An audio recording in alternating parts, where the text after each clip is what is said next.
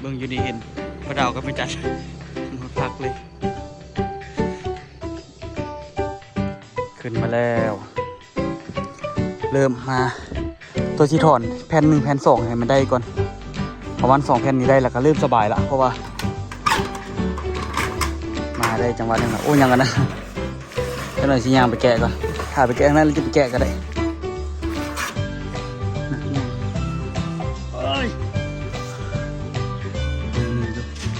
เดี๋ยวข่าวออกก็ได้ตีอันนี้สบายคุณสบายดีตอนเศร้าเนาะทุกคนเศร้ามื้อนี้ตัวก็ตื่นมาแต่เศร้าเลยแล้วก็มาแล้วก็สิมาเนียนเครื่องเนียนของอยู่ภายในห้านออกแล้วก็มื้อนี้สิมั่งเอาหลังคาออกเลยทุกคนหลังคาออกน่าจะบ่ยากกว่าไหนหรอกเครื่องมือกันน่าจะแล้วละเอาบ่ได้เนาะแต่ว่าของไม่จันนี่สังกะสีไม่จันนี่รู้สึกว่าหนาดีเด้เอาไปเฮ็ดอย่างต่อก็ได้เด้นี่เห็นเป็นอันนี้ก็ได้เอาไปเฮ็ดคอกรถเอาไปเฮ็ดบนจอดรถได้อยู่แต่ว่าทางเทิงนี่ก็ค่อนข้างว่าเป็นประมาณนี้นะทุกคนแต่ว่ามันหนาดีเด้สภาพมันดีเลยแต่ว่ารุ่นใหม่นี่มันก็อยากบางกว่าหลายนะทุกคนแต่ว่าราคาก็ถูกรุ่นหนาก็มีอยู่แต่เขาก็เลือกรุ่นบางเพราะว่ามันราคาโต่นกันหลายคนนะทุกคนรุ่นหนารุ่นบางส่วนหลายคนก็ใส่แต่รุ่นบางเข้าไปก่อนอันนี้นี่ก็เริ่มมาเนี่ยอันนี้กับไฟซื้อไปเนาะเอาคอนตีงัดเอาอันนี้ไม่ได้เฮ้ย ครับก่อนมาเลย อ่ะ อันนี้เป็นเราอ่ะ เรา เราพอดีเรา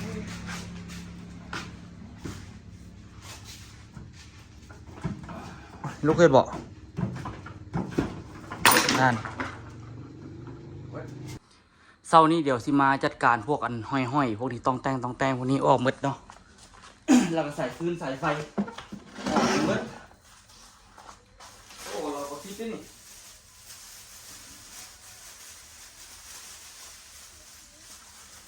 อย่าล้างปากเนี่ยฮะโดยพอจอยต้องไปลุมงานนี่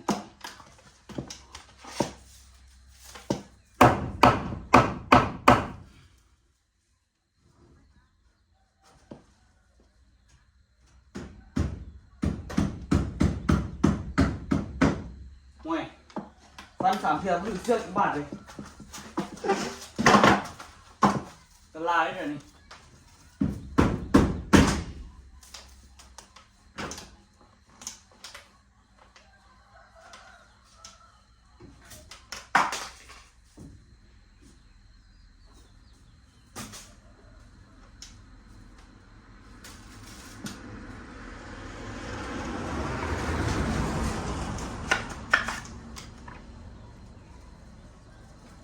ตัวนี้อย่าทอดออกก็ได้พวกอยู่ใกล้ๆบัวตัดก็ได้เจ็บมือนะทุกคนเลยจะคนตีไรผมมือไอ้เนี่ยได้ใส่ดีขนาดไอ้เนี่ยเอาให้นี่ได้ใส่ให้เอาวะผมมือพอฟิ้งเนาะนี่คือว่าพอฟิ้งเพื่อนไปเฮ็ดเวียกแล้วเพื่อนมีหลายเนาะก็เลยแบบไอ้เนี่ยเอามาไอ้เนี่ยเอาให้พร้อมคักและนี่ใส่งานตลอดเนาะช่วยไปยังหน่อยเดี๋ยวอนามัยแล้วกันทุกคนสายไฟ17 ปีทุกคนเลยความขำความเก่าความแก่อยู่นี่บัดเดี๋ยวหาโมดตั้งกล้องดีๆก่อนเดี๋ยวมันหล่น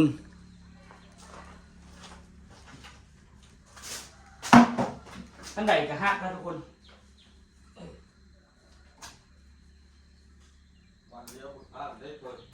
โดยก็มีลุงว่ะ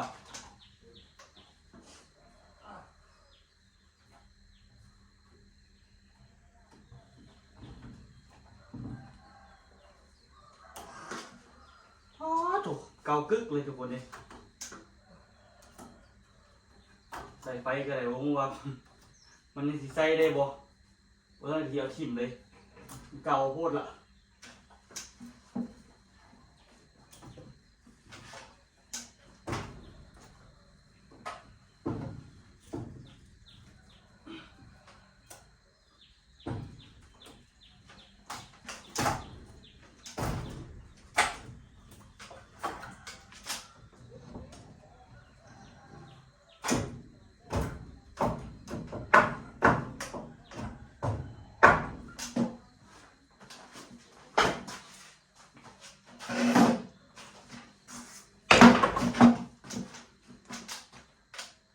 ตัวนี้ยังบริเคียนเลยสกอต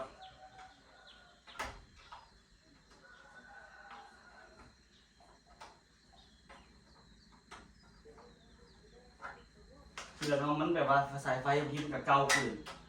กิดที่ไหนอันตรายเสี่ยงเนาะเสี่ยงหลายแนวเสี่ยงไฟฟ้าแล้ววงจรเสี่ยงนึงเสี่ยงนี่1,200 วัตต์เนื้อนี่กดอันนี้ก็ได้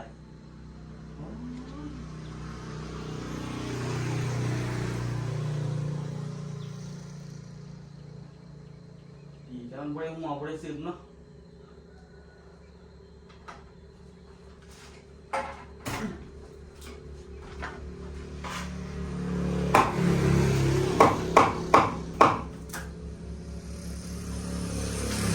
อันนี้เราไปใส่ได้ต่อไป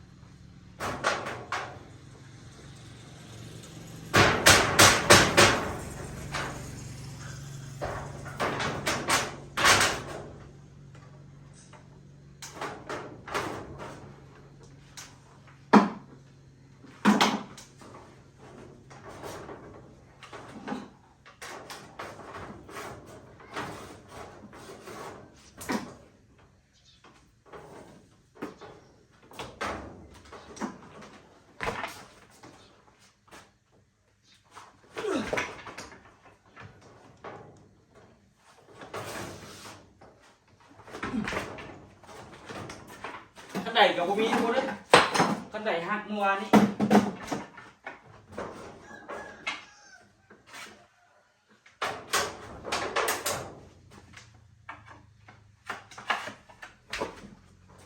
มีขั้นใดใครเด้ย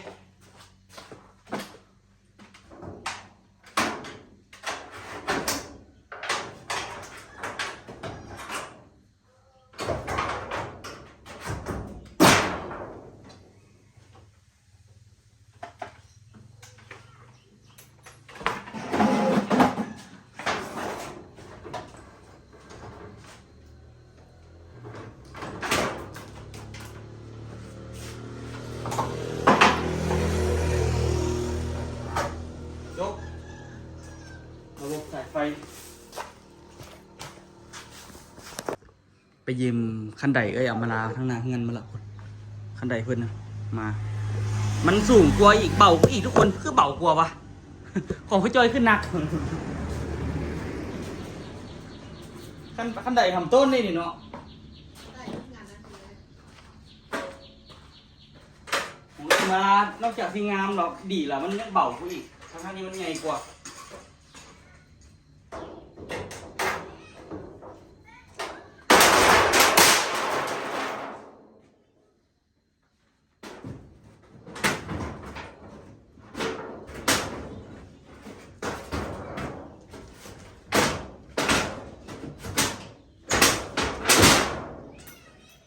ด้วย หืม ลูกเพิ่งห้ายังไม่เอาพวก โดย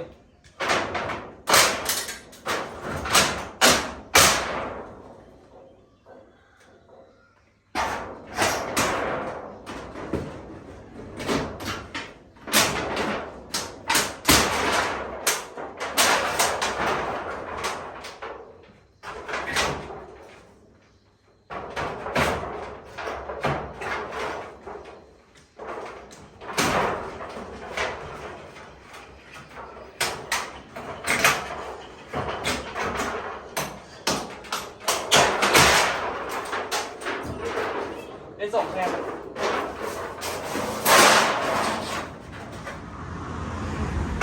วันนี้ยังจะออกไปใช้งานเนาะทุกคน พอจอยก็สิเอาไปใส่กันซาดบ่นั่นคือเขาเนาะพวกนี้เนาะเดี๋ยวตัวเอานี่ลงแล้วก็เริ่มมั่งโซนที่เป็นหลังคาออกแล้วทุกคนเอาเริ่มแจกๆนั่นเลยเนาะบรีลาเด้ขึ้นมาแล้ว เริ่มมาตัวที่ถอนแผ่น1แผ่น2ให้มันได้ก่อน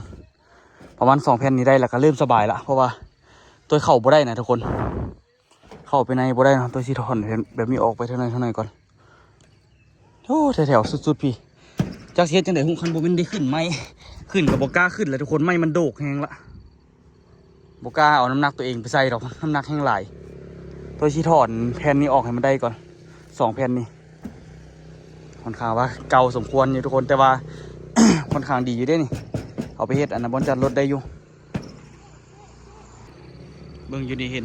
ประดาวก็ไม่จัด คนหดพักเลย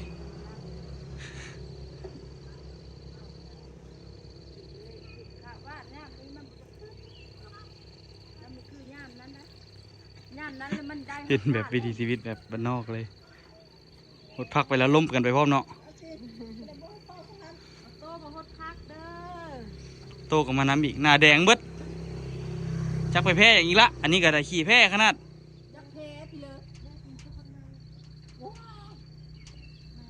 แพ้ประเด็กเขาวะเนาะแต่ก็กินหลายเทื่อแล้วก็ประเด็กก็กินบ่ได้กินหากินเท่าเดียวกินหลายเทื่อละ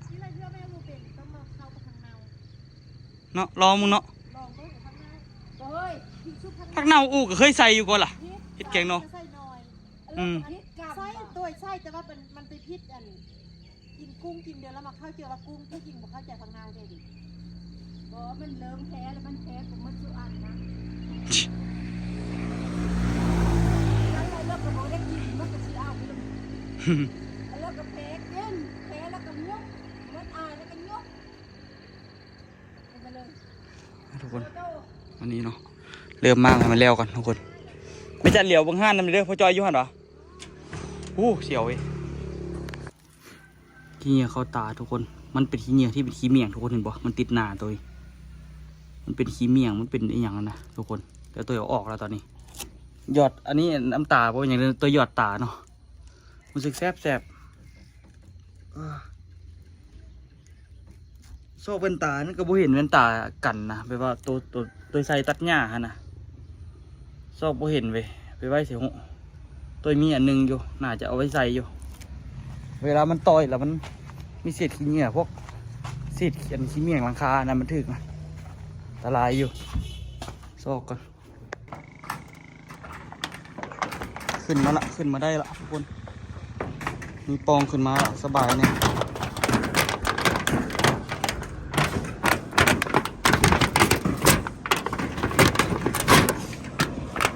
ที่แถวแกมันยังยุ่งอยู่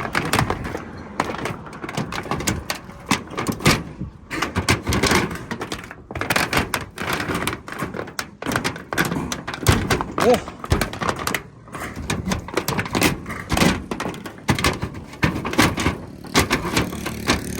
มั่นใจอยู่ว่าโครงสร้าง17 ปีนี่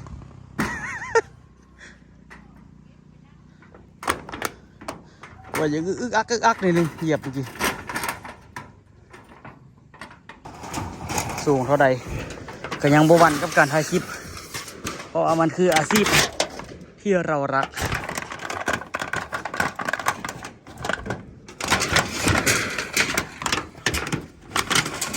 อ้าวค้าอีกอยู่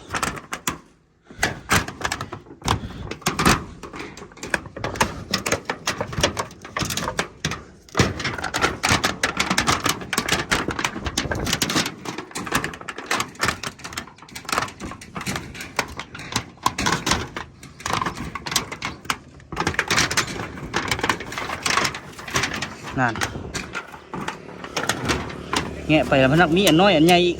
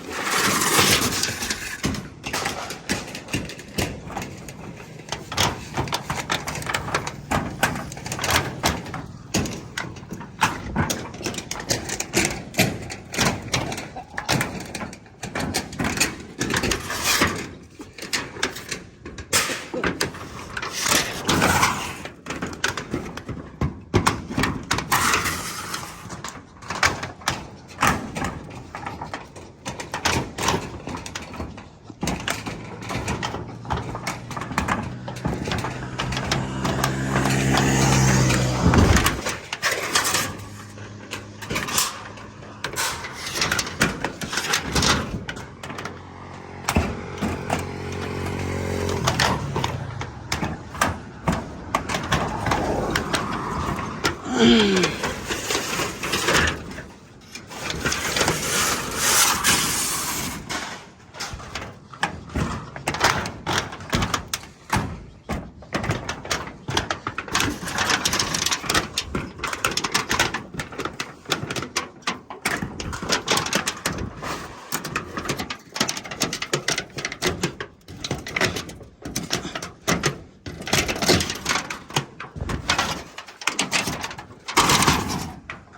ล่อยมาได้จังหวะนึงแล้วโอ้ยังกันนะเจ้าหน่อยสิยางไปแกะก่อนถ่ายไปแกะข้างนั้นหรือจะไปแกะก็ได้ตอนนี้กะแถวนี้งัดออกละเหลือแต่แถวตรงกลางนี่แถวสุดพุ่นแล้วก็เอาลงทางนี้ก็คือกันเนาะฮะเขาบริสุทธิ์ผ่านตีนเขาบอกก่อใหญ่บุญเนี่ยบุญเล็ดเนี่ยที่นี่คอยก่อนั่นพอมีกับกำลังเฮ็ดเฮือนครัวนะทุกคนกำลังเฮ็ดเฮือนครัวกำลังที่เทคานแต่ข้าเจ้าเททั้งลุมเทสองก้อนให้มันแน่นๆ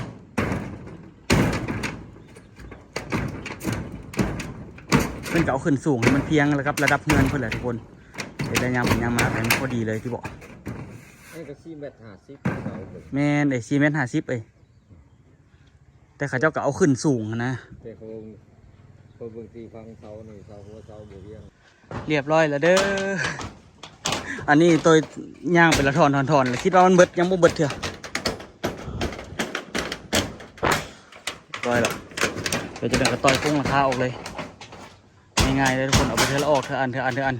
ไม่พวกนี้ก็ยังใส่ได้อยู่นี่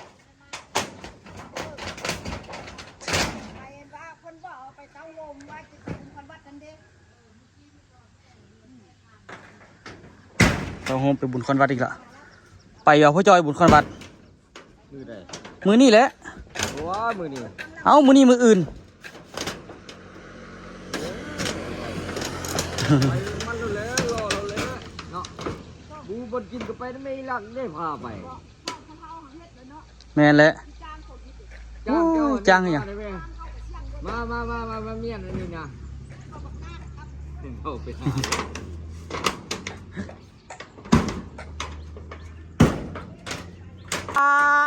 ปิดตำนานคักในอนบันนี้เนาะปิดตำนานแล้วว้าวแม่มีคนอยากซื้อสั่งกะซี่9อีเมก่อบ่ซื้อจักซี่5แผ่นเอาไปมุงลูกไก่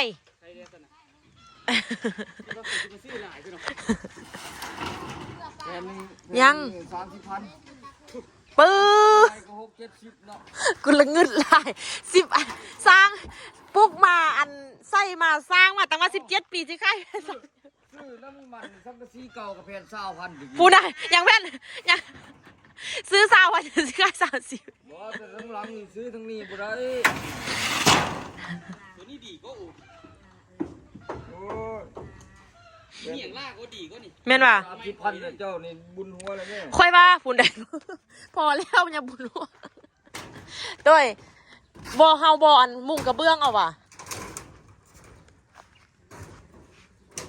เป็นเด้อฮัก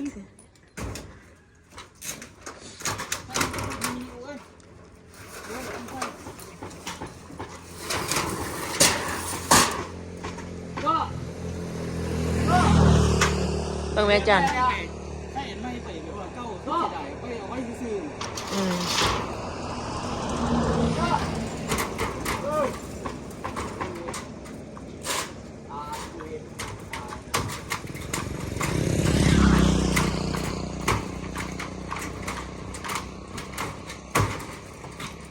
ระวังไอ้พ่อ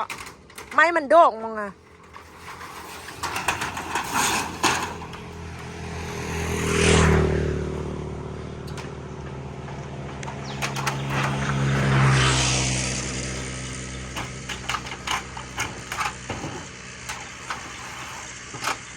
ในประตูพุทธพจน์สิมาเอ้ยอ้ายนั่นสิมาให้เธอว่าไอเลน่ะพุทธสิแกเอาโอ้เธอเพิ่นว่าแปลงเฮ้อ3 โมงตื่น3 โมงเนี่ยนอนคิดอยู่ ประตู3 เมตรนี่น่ะมันมีวิธีใส่เล็ก2บ่วงเห็นไม่จันเห็นคลินิกมันสุกบ่คิดออกบ่เอาคลินิกไม่สุกมันสิมีเล็กประตูบานน้อยเห็นบ่ พุ่นได้เบะซบอีกพุ่นน่ะ เอ้าแล้วก็ใส่แบบว่าตัว3 เมตรนี้อีกเมตรนึงก็ใส่ประตูเมตรนึงอีกอันนึงเข้าใจ แล้ว บ่ ใส่แบบเดียวก็การออกแบบให้มันเต็มหน้าประตูปักเขียนอันใดก็ได้นะสิ่งที่สวยงามนะ แต่ว่าเอาปักเสียน เอาก็สิ่งที่สวยงามเอาเข้ามา คอยเด้ บ่ใส่ประตูตัวนี้มันน่ะนะเวลาเขาไข่เขาก็ไข่ได้เบิดเลยนะแนวบางมันก็มีแต่อันเล็กน้อยๆอันนึง เรื่องประตูนี่เขาต่อได้หมดแต่ว่าเขาขี้ค้านต่อล่วงนี่นะมันใช้เวลาหลายมันต่อทีละตัวเขาบ่ต่อสร้างนะมันใช้เวลาเขาบ่เฮ็ดมันต่อล่วงนี่มันง่ายเด้ต่อ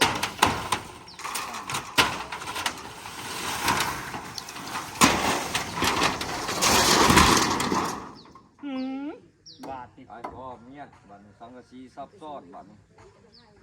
แต่เรียบร้อยเอาไม้ลงบัดนี้อีตู้นี่จะไปซอกตึงอันตัวนี้เฮ็ดไม่ข้อ2เบิดนี่นะบ่พอแล้วเอาใส่ตึงอีก เซตบาทนี่ส่วนยางพอดีหยอดแล้วอยู่บ่ใครได้เข้าไปพากันไปหยอดเนาะ อันนี้จ้อยเอ้ยพาบัดพกเครื่องเจ้านี่เด้อพาบัดพกเครื่องมึงเด้อ ผ้าห่มกันตากกันอีกว่านี่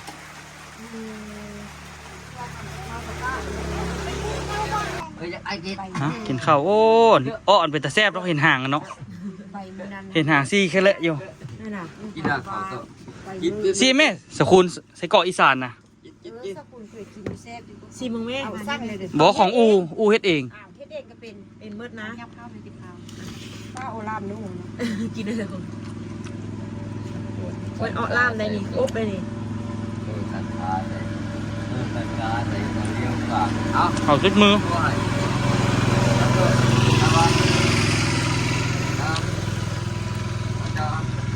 แล้วก็เอาเอาก่อนเดี๋ยวเริ่มตัวนี้ ฝนตก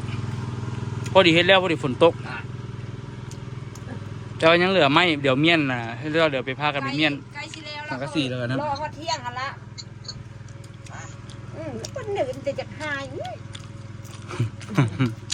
เอาไปถ่ายรูป เห็นย่อยหรือวะไหลถึงกระปาดทำไมเนาะออกคือบ่อน้ำมันเนาะ แก้ว่ะ ฝนตกสิเหรอตอนนี้แรงไปหย่อนพักย่อยยิ้มอยู่โอ้แถวแจนคักเนาะเรายางพ่อแข่งเองมันหัวใจพ่อแข่งได้ไปยอด แก้มาคำเนาะ ใช่ปะผ่านอยู่ปะเสียดขายดินี่ ล้านแล้วก็เฮ็ดกิ้งดองเนาะ อืม เออ เก่งสด กระพักกระเพชร มาละ ยังใส่กันอย่างอยู่มานานซื้อ ได้หลายเนาะใส่กันได้เนาะในหน่อยหนึ่งใส่ได้เอาได้วะ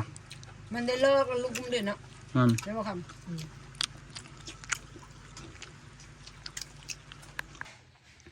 ฝนกับเศร้าตกละเขาก็อิ่มละเมียนทุกคนสังกะสีเนาะเมียนที่มันหกนี่ตอนนี้ใกล้สีแล้วละเมียนกันเลยแล้วเราก็สิตอกเอาไม้แล้วก็เมียนดีๆอีกตัวนี้เป็นไส้กระเป็นตัวนี้ว่าเป็นไส้กับเอาเมียนต่างหากเหลือนิดนึงซีเมียนประตูม้วนไปเลย อาจจะได้เอาไส้คือเก่าอันนี้ออกละเบิ่งตัวเก็บตะปูปวดยันสิเหยียบเท่านึงแล้วเนาะแต่ว่าบ่เข้าโชคดีเข้าแบบมินบัดนี้นี่กะสิได้เริ่มไปเอาเล็กสแลงมันแล้วก็สิตอยข่าวออกเนาะค่อยตอยข่าวออกแล้วก็เอาอันนี้ใส่ค่อยๆแปลงใส่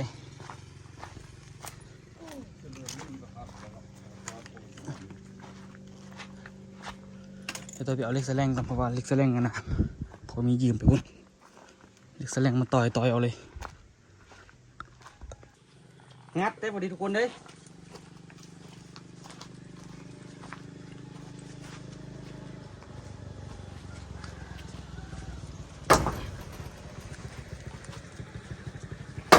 โอ้ลูกกูเห็นนั่นลูก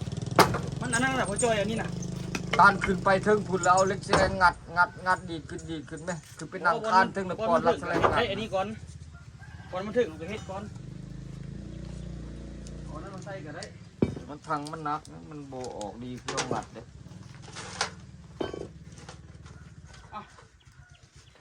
ตั้ง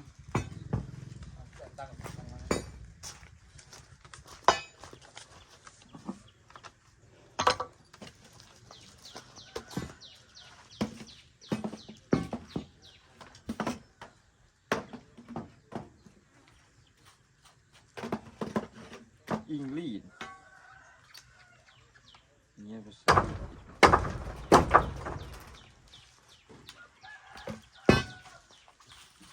โจ้มันได้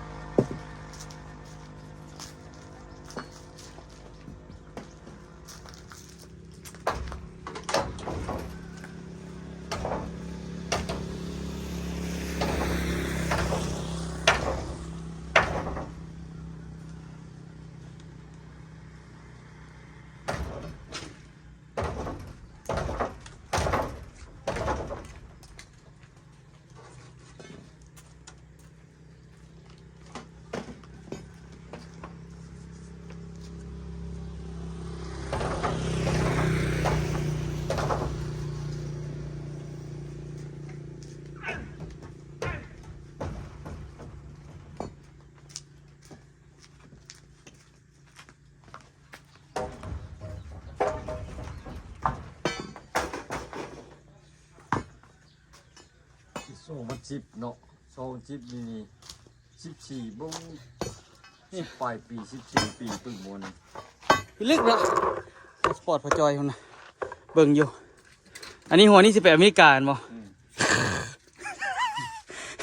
ปานนี้ก็ไปเรียนทหารรับจ้าง หนักหน่วง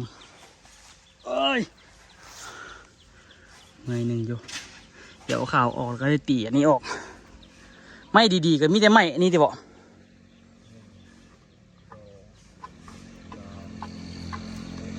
ไม่ข่าวไม่อันนั้นบนจักอันละฮะ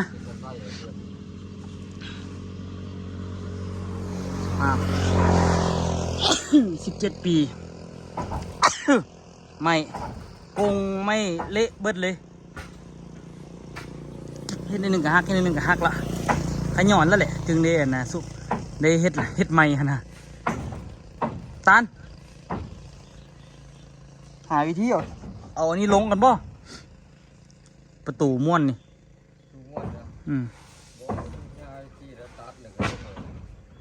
ตัดแล้วก็เอาตอระบิดมาหันนี่นะมันมีน็อตจับดิ